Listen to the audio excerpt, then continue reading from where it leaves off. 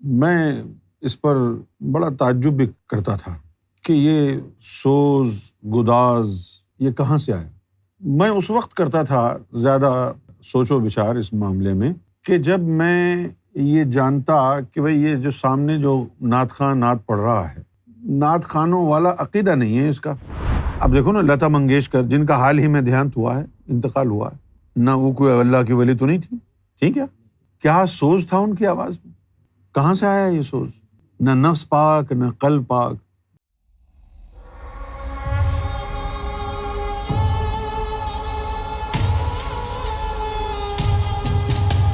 کچھ ایسے نعت خواں قاری حضرات جیسے قاری باسط اور کچھ سنگرز جن کے قلب بیدار نہیں ہوتے اور نفس بھی پاک نہیں ہوتا، پھر بھی ان کی آواز میں بڑا سوز ہوتا ہے۔ اس کی کیا وجہ ہے؟ یہ سوال میرے ذہن میں بھی کافی عرصے تک رہا اور میں اس پر بڑا تعجب بھی کرتا تھا کہ یہ سوز گداز یہ کہاں سے آیا۔ میں اس وقت کرتا تھا زیادہ سوچ و بچار اس معاملے میں کہ جب میں یہ جانتا کہ بھئی یہ جو سامنے جو نعت خواں نعت پڑھ رہا ہے، نعت خوانوں والا عقیدہ نہیں ہے اس کا۔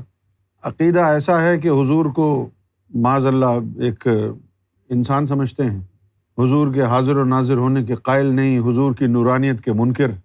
سب سے پہلے تو یہ اچنبھے کی بات تھی، حیرت کی بات تھی میرے لیے کہ ایسا شخص اس طرف آیا کیسے، ثنا خوانی کی طرف۔ اچنبھے کی بات ہوگی نا یا نہیں کہ بھئی ایک فرقہ نماز میں حضور کے تصور کی وجہ سے نماز کو فاسد قرار دے رہا ہے، حضور کو پکارنے پر اس کو پریشانی ہے کہ بھئی مدد کے لیے حضور کو کیوں پکار رہے ہو۔ اگر آپ توجہ دیں نا تو پھر آپ کو بہت ساری چیزوں کا پتہ چل جاتا ہے کہ بھئی یہ کیا ہو رہا ہے، دین کے نام پر کیا کھلواڑ کیا جا رہا ہے۔ فرقہ واریت جو ہے اتنی زیادہ پھیل گئی، آپ تو تصور بھی نہیں کر سکتے، آپ کے وہم و گمان میں بھی نہیں آ سکتی یہ بات کہ ان مختلف فرقوں نے اپنے فرقے کی ترویج و اشاعت کے لیے کیسی کیسی بھیانک خوفناک چالیں چلیں۔ خاص طور پر جب وہابیوں کا، دیوبندیوں کا بھانڈا پھوٹ گیا کہ ان کا طریقہ واردات کیا ہے، تو پھر انہوں نے پینترا بدلا۔ جب ان کے اوپر یہ الزام لگنے لگے کہ بھئی قرآن و حدیث میں تو لکھا ہوا ہے نبی پاک پر درود و سلام پڑھو، نبی پاک صلی اللہ علیہ وسلم کا ذکر خیر کرو، یہ تو قرآن شریف میں لکھا ہوا ہے، آپ لوگ کیوں منع کرتے ہیں؟ پھر انہوں نے پھر انہوں نے کیا کیا؟ اپنے ٹرینڈ بندوں کو نعت خوانی میں بھیجا۔ عقیدہ وہ ہے کہ حضور کا خیال آ جائے تو نماز فاسد، امپلانٹ کیا نعت خوانی میں، امپلانٹ۔ جیسے کہ قاری وحید ظفر قاسمی، بچپن سے ہم ان کی نعتیں سنتے آئے، خاص طور پر امام ابو حنیفہ کا یہ کلام انہوں نے بڑا ہی شاندار انداز میں پڑھا ہے۔ الصبح بدا من طالعتہ،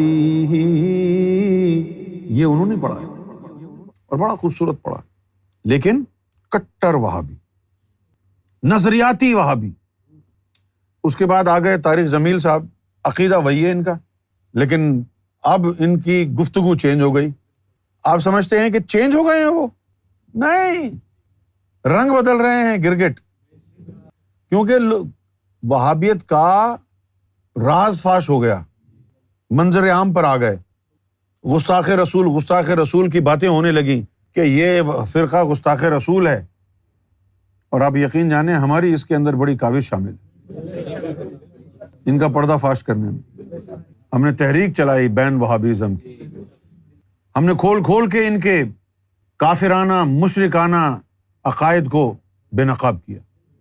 پھر جب ان کا راز کھل گیا، لوگوں کو پتہ چلنے لگا کہ جی ان کے عقائد تو بڑے کافرانہ مشرکانہ ہیں، وہاں سے انہوں نے پھر پیترا بدلا، وہاں سے پھر انہوں نے جو ہے وہی چال چلی، بریلویوں کو حضور کے نام پہ خریدا جائے اور شیعہ حضرات کو مولا علی کی جھوٹی تعریفیں کر کے کھینچا جائے۔ لہٰذا آ گیا ایک بندہ ایسا جو نعت خوانی بھی کروا رہا ہے، ساری چیزیں کروا رہا ہے، اور ساتھ ساتھ انجیکشن بھی لگا رہا ہے کفر کا۔ دوبارہ وہیں پر چلے جاتے ہیں اسی بات پر، سوال کا جواب لمبا ہو گیا، لیکن یہ جاننا ضروری تھا آپ کے لیے۔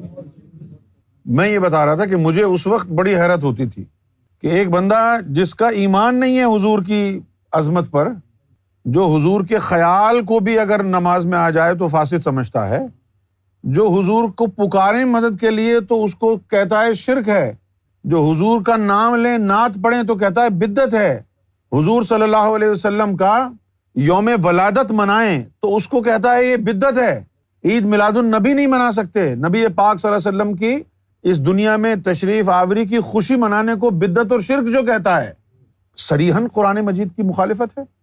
بھائی جب اللہ تعالیٰ نے یحییٰ علیہ السلام کی ولادت کو مبارک کہا، جس دن یحییٰ کی ولادت ہوئی وہ دن مبارک، جس دن اس کی بعثت ہوئی وہ دن مبارک، اب میں یہ سوال اگر امتیوں سے پوچھوں کہ یحییٰ علیہ السلام کی تو پیدائش اللہ کے نزدیک مبارک ہے، امام الانبیاء محمد رسول اللہ کی پیدائش مبارک کیوں نہیں ہے؟ وہ اس کو بدعت اور شرک کیوں کہا جا رہا ہے جب یحییٰ علیہ السلام کی پیدائش اللہ کے نزدیک مبارک قرار دی گئی ہے قرآن میں؟ لیکن کون آیا ایسا بریلویوں میں، سنیوں میں، شیعہ میں جو ان نکات کو اٹھائے؟ سب اپنے اپنے فرقوں میں لگے ہوئے ہیں، کسی کو کیا پرواہ ہے؟ سب کی بس اپنی اپنی دکان لگی ہوئی ہے، ان کو اپنی دکانداری سے مطلب ہے۔ ناموس مصطفیٰ صلی اللہ علیہ وسلم کا دفاع کون کرے گا؟ ناموس آل رسول کا دفاع کون کرے گا؟ ناموس اہل بیت کا دفاع کون کرے گا؟ کون کھڑا ہوگا؟ یہ تو جو موضوعات ہیں ان موضوعات کو متنازع موضوعات گردانا جاتا ہے اور خاموشی اختیار کی جاتی ہے کہ جی ہمیں اپنی دکان چلانے سے مطلب ہے، ایسے کسی موضوع پر گفتگو کر کے کہیں ہماری روزی روٹی پر لات نہ مار دے کوئی۔ چلو وہ تو میں نے جو بات اپنی طرف سے کہنی تھی وہ کہہ دی کہ عقیدہ تو اس کا کچھ اور ہے اور نعت پڑھ رہا ہے۔ بھائی جو نعت پڑھنا تیرے عقیدے کے مطابق بدعت ہے، اب تو کیوں پڑھ رہا ہے؟ اس کا مطلب ہے کہ تیرے عزائم کچھ اور ہیں۔ نمبر 1، یا تو تیرے عزائم یہ ہیں کہ تو نعت خان بن کر کے یہاں گھسے اور ان سب کا عقیدہ حضور کی ذات کے بارے میں اس کو بگاڑ دے، یا تو تیرا یہ عزم ہوگا، یا پھر تیرا عزم یہ ہوگا کہ یہ تو دکان ہے، خوب نعت پڑھ پڑھ کے لوٹو، مسلمان بیوقوف قوم ہے، ان کے نبی کی تعریف کرو، یہ اپنا خون بھی نکال کے دے دیں گے، یا تو پھر یہ عزم ہوگا آپ کا۔ اچھا آپ تو نعت خان کی بات کر رہے ہیں۔ بھائی دنیا میں جن کا کسی مذہب سے کوئی تعلق ہی نہیں ہے ایسے لوگ بھی گانے گانے والے ہیں۔ اب دیکھو نا لتا منگیشکر جن کا حال ہی میں دیہانت ہوا ہے، انتقال ہوا ہے، نہ وہ کوئی اللہ کی ولی تو نہیں تھی، ٹھیک ہے؟ کیا سوز تھا ان کی آواز میں؟ کہاں سے آیا یہ سوز؟ نہ نفس پاک نہ قلب پاک۔ بات دراصل یہ ہے کہ یہ جو ہمارا لطیفہ نفس ہے، ساز اور آواز اس کی غذا ہے۔ ابھی میں نعت پڑھوں یا کوئی اور نعت پڑھے اور آپ جھومنے لگیں کہ کیا مزہ آ رہا ہے، اور میں پوچھوں یہ مزہ کس کو آ رہا ہے، تو آپ کے پاس جواب نہیں ہوگا۔ یہ تلاوت قرآن سن کے، قوالیاں سن کے، نعت سن کے کس کو مزہ آ رہا ہے؟ یہ لطیفہ نفس کی غذا ہے، اس کو مزہ آ رہا ہے۔ یہ حلاوت ایمانی نہیں ہے جو اس کے لیے آپ یہ شرط رکھیں کہ سوز و گداز اگر ہے تو قلب بھی پاک ہوگا اور نفس بھی پاک ہوگا۔ آواز کو صحیح طریقے سے نکالنا اگر آپ کو آ گیا ہے، راگ پکے ہو گئے ہیں، سر میں آ گئے ہیں آپ، تو پھر سر جو ہے اس میں سوز بھر دیتا ہے۔ یعنی سوز و گداز آواز میں جو ہے اس کا تعلق ایمان سے نہیں ہے، قلب سے نہیں ہے، روح سے نہیں ہے۔ یہی وجہ ہے کہ کوئی بھی کسی بھی کے بارے میں کچھ پڑھ رہا ہو وہ ٹھک کر کے جا کے دل کو لگتی ہے اور آدمی جو ہے وہ محظوظ ہوتا ہے۔ اس لیے کہ ساز اور آواز دونوں جو ہیں یہ نفس کی مرغوبات میں سے ہیں، نفس کو پسند ہے۔ ہاں ان کا فائدہ یہ ہے کہ اگر آپ کا نفس جو ہے قوالیاں سن رہا ہے، ذکر الہی سن رہا ہے، تلاوت قرآن سن رہا ہے، مزہ تو اس کو آئے گا، لیکن آئے گا وہ مزہ نفس کو، اور اتنے مزے سے نفس پاک نہیں ہوتا، کیونکہ لوگ سنتے نہیں ہیں، نعتیں نہیں سنتے، ساری زندگی نعتیں سن سن کے جو ہے نا وہ قبر میں چلے گئے، ساری زندگی قوالیاں سنتے رہے، کس کا نفس پاک ہوا؟ اچھا قوالی کو بھی چھوڑو، قرآن کی تلاوت سنتے رہے، شوقین لوگ، بہت سے شوقین ہیں، قرأت کا مقابلہ ہوتا ہے، قرأت کوئی اچھی کرتا ہے تو سننے کے لیے جاتے ہیں، بہت شوقین لوگ ہیں۔ جیسے یہ قاری عبد الباسط جو تھا مصر کا، بڑی اعلیٰ تلاوت کرتا تھا اور لوگ سن سن کے روتے تھے، اور آپ سمجھیں گے کہ کتنا بڑا عاشق رسول، اللہ کا عاشق ہے، تلاوت قرآن سن کے آنسو بہ رہے ہیں اس کے۔ ابے وہ تو نفس کو مزہ آ رہا ہے، ظاہری زبان کی آواز سن کے قلب کو نہیں آتا مزہ، قلب کا مزہ کسی اور چیز میں رب نے رکھا ہے۔ اب ہم بھی یہی سوچتے تھے، سرکار نے ہمارا ذہن کلیئر کیا، یعنی قصیدوں کی بات ہو رہی تھی، میں نے عرض کیا کہ سرکار قصیدوں سے بھی بڑا مشن پھیلے گا۔ فرمایا وہ کیسے؟ میں نے کہا سرکار لوگ جو ہے نا وہ روئیں گے تو ان کے دل پر اثر ہوگا۔ فرمایا کوئی اثر نہیں ہوتا، جتنا مرضی اچھا قصیدہ پڑھ لو، جتنی چاہے اچھی نعت پڑھ لو، جتنی چاہے اچھی تلاوت کر لو، یہ مزہ صرف لطیفہ نفس کو آتا ہے، اور اس مزے سے نفس پاک ہوا ہوتا تو جو روز تلاوت قرآن سنتے ہیں ان کے نفس امارہ کیوں ہیں؟ جتنی چاہے تلاوت سن لو، ساز اور آواز کا تعلق انسان کے نفس ہے، قلب کا مزہ کسی اور میں رکھا ہے۔ الا بذکر اللہ تطمئن القلوب، دلوں کا اطمینان اللہ کے ذکر میں، جو جب دل کے اندر اللہ کا ذکر گونجے گا اس میں دل کو آئے گا مزہ، پھر دل جھومے گا، پسلیوں سے ٹکرائے گا، میٹھا میٹھا درد پھر دل میں ہوگا۔ اسی کے لیے علامہ اقبال نے کہا تھا، درد دل کے واسطے پیدا کیا انسان کو، ورنہ اطاعت کے لیے کچھ کم نہ تھے کرو بیاں۔ اگر ظاہری خوش کی عبادت ہی کروانی تھی تو کرو بیاں میں اتنے فرشتے اتنے ملائکہ ہیں، وہ کر رہے تھے نا۔ انسان کو کیوں پیدا کیا؟ انسان کو اس لیے پیدا کیا ایسا ذکر کر جس سے دل کو مستی چڑھے، پسلیوں سے ٹکرائے، اور تجھے وہ میٹھا میٹھا رب کی محبت کا درد محسوس ہو۔ اور جو سنگر ہیں ان کی آواز میں گداز اس لیے ہوتا ہے کہ انہوں نے اپنی آواز کو پالش کیا ہے۔ دیکھو آواز کتنی ہی اچھی کیوں نہ ہو، آواز میں سوز اور گداز تب آئے گا جب آپ نے راگ کیا ہوگا، ریاضت کی ہوگی۔ یہ جو صبح صبح لے کے بیٹھتے ہیں نا، آپ سمجھتے ہیں کہ قوالی آسان کام ہے؟ ہاں، صبح 4 بجے 5 بجے لے کے بیٹھ جاتے ہیں، راگ یا ریاضت کرتے رہتے ہیں۔ ریاضت 5 6 گھنٹے روزانہ کی ریاضت، وہ ریاضت تھی جس کی وجہ سے کہتے تھے انڈیا والے مہدی حسن کے بارے میں کہ بھائی مہدی حسن صاحب کے گلے میں بھگوان بھول۔ اب یہاں پر جو ہے ہندوستان میں ایک اور بھی ہیں استاد راشد علی خان، کیا سوز ہے، لیکن وہ کیا ہے سارا ریاضت، ریاض کیا ہے انہوں نے۔ اسی طرح یہ جو قرأت کرنے والے ہیں، اگر یہ بھی ریاض کر کے قرأت کریں تو پھر دیکھو کمال ہو جائے، کیونکہ ایک آواز کی ایک فریکوینسی ہے جس کے اوپر نفس جو ہے وہ بے قابو ہوتا ہے، اس لیول تک آواز میں مٹھاس آنی چاہیے۔ اچھا پھر یہ ہوتا ہے، دیکھو جس ہر چیز کو اگر رگڑا لگتا ہے تو اس میں جو ہے انرجی پیدا ہوتی ہے، اسی طرح جب یہ ریاض کرتے ہیں نا تو اس سے بھی انرجی بنتی ہے، اور وہ انرجی جو ہے ہمارے یہ زبان کے آخر میں جو ہے ووکل سیک ہوتے ہیں، آواز نکالنے والے ہیں، وہ انرجی ان میں محفوظ ہو جاتی ہے۔ تبھی تو دیکھیں کتنا لمبا لمبا کھینچ لیتے ہیں یہ۔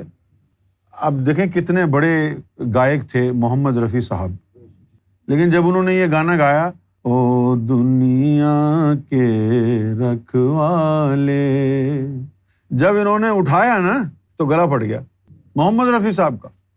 مطلب جتنے بھی لوگ آئیں گے محمد رفیع صاحب کی تعریف کریں گے، لیکن میں آپ کے سامنے وہ بات کہہ رہا ہوں جو لوگ نہیں کہیں گے۔ وہ کیا تھی بات کہ محمد رفیع صاحب کا ریاض نہیں تھا اور خرج میں نہیں گاتے تھے، پیٹ سے گاتے تھے، اس لیے گلا پھٹ گیا۔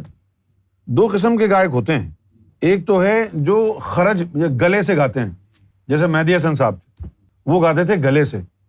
اسی طرح وہ ایک اور بھی ہے جس نے وہ گانا گایا نا شاہ رخ کی فلم میں، چھیاں چھیاں، سکھوندر، وہ بھی جو ہے پیٹ سے گاتا ہے۔ تو جو پیٹ سے گانے والے ہیں ان کی آواز میں کوئی اتنا زیادہ کمال نہیں ہوتا۔ تو 2 گانے والے ہو گئے۔ ایک میں نے مہدی حسن صاحب کی غزل سنی، اور سن کے میں سرکار کی یاد میں روتا رہا، ایسا لگ رہا تھا کہ جیسے یہ غزل عرش الہی پر ہو رہی۔ روشن جمال یار سے ہے انجمن تمام، روشن جمال یار سے۔ اس کی اردو بھی جو ہے وہ اچھی ہے نا، سمجھ میں آئے تو آدمی روئے گا۔ ایک آدمی کو سمجھ میں آ رہی وہ رو رہا ہے، جاوید صاحب کہہ رہے ہیں کہ جی یہ کیوں رو رہا ہے اس کی اردو بھی بڑی سخت ہے۔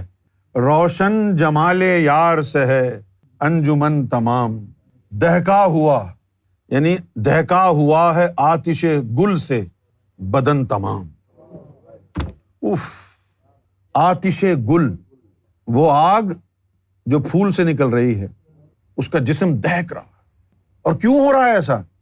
سارے باغ باغیچے میں جتنے پھول ہیں سب کے حسن کو آگ لگی، اس لیے ہے کہ میرا یار آ گیا ہے. روشن جمال یار سے ہے انجمن تمام، دہکا ہوا ہے آتش گل سے چمن تمام.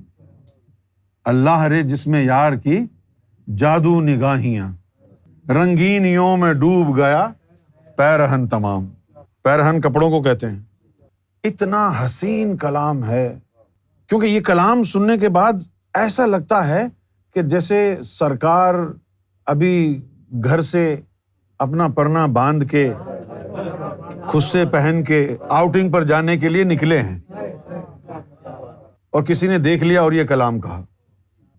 کیونکہ سرکار جب اپنے کمرے سے نکلتے، یعنی رات بھر کسی سے ملاقات نہیں ہوئی، شام کو ملاقات ہوئی، اس کے بعد پھر لوگوں سے ملاقات نہیں ہوئی، 4-5 گھنٹے شام کے گزرے، پھر ساری رات گزر گئی، کسی سے ملاقات نہیں ہوئی.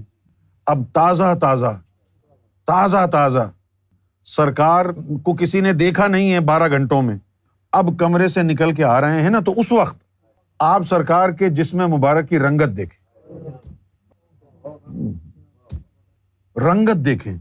ہونٹ دیکھیں، آنکھیں دیکھیں، تو پھر آپ کو یہی آئے گا، روشن جمال یار سے ہے انجمن تمام، دہکا ہوا ہے آتش گل سے چمن تمام.